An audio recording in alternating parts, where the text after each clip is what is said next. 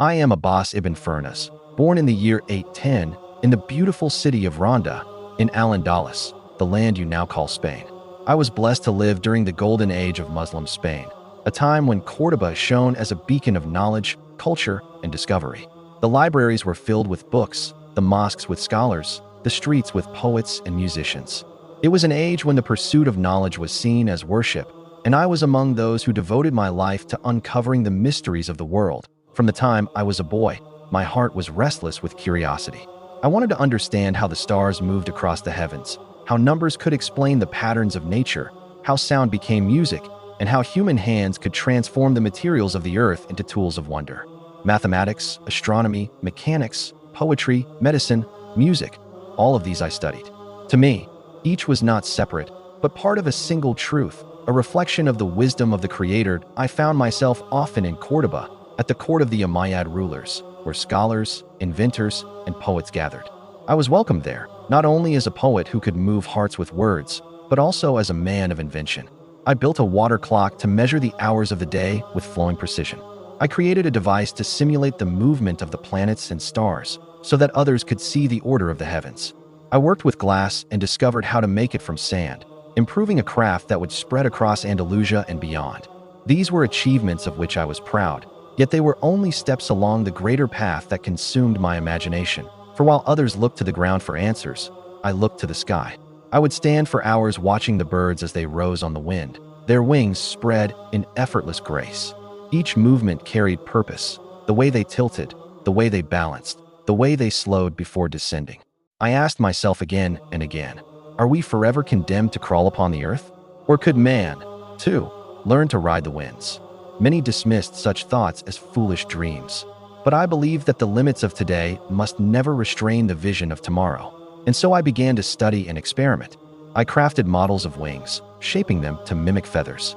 I considered the strength of the human body, the power of air, the mechanics of balance.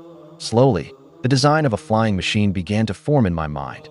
Years passed, and still my dream remained.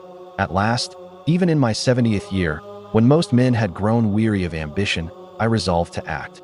I built a full set of wings, a frame of wood covered with silk and real feathers. It was heavy upon my arms, yet it carried the promise of something greater than all my earlier works combined. On the appointed day, I climbed to a height overlooking Córdoba. Word had spread, and a crowd had gathered to witness what many thought was madness. I remember standing at the edge, the wings stretched wide, my heart steady despite the murmurs below. I whispered a prayer, asking God to bless my endeavor, and then I leapt. For a moment that seemed eternal, I was no longer bound to the earth. The wind lifted me, and I soared above the people's heads. Gasps and shouts echoed below as I glided, the dream of a lifetime alive beneath my arms. I felt the sky embrace me, and in that instant, I knew I had touched the impossible. But dreams are never without flaws. In my design, I had overlooked one crucial detail: the tail. Birds descend gracefully because their tails steady and guide their landings. I had no such mechanism. As I returned to earth, my fall was uncontrolled. I struck the ground and injured my back, a wound that would remain with me for the rest of my days. Yet I did not see this as failure. No, for I had risen into the sky, if only briefly, and proved that man could defy gravity. Others would learn from my attempt. They would add tails, engines, and precision, and in centuries to come, men would cross continents and oceans in the very skies I once dreamed of. My leap was the first step on that journey that I continued my life as a scholar and inventor, but I knew that the flight would forever define my place in history. And indeed, long after my death in the year 887, the world remembered me. My name was given to monuments and bridges, to airports, and even to a crater on the moon, a fitting tribute, for my heart was always drawn to the heavens. If there is one lesson I wish to leave to those who hear my story, it is this: never fear to dream what others call impossible. Every great achievement begins as a dream in one mind. Even if you fall, your attempt may light the way for those who come after you.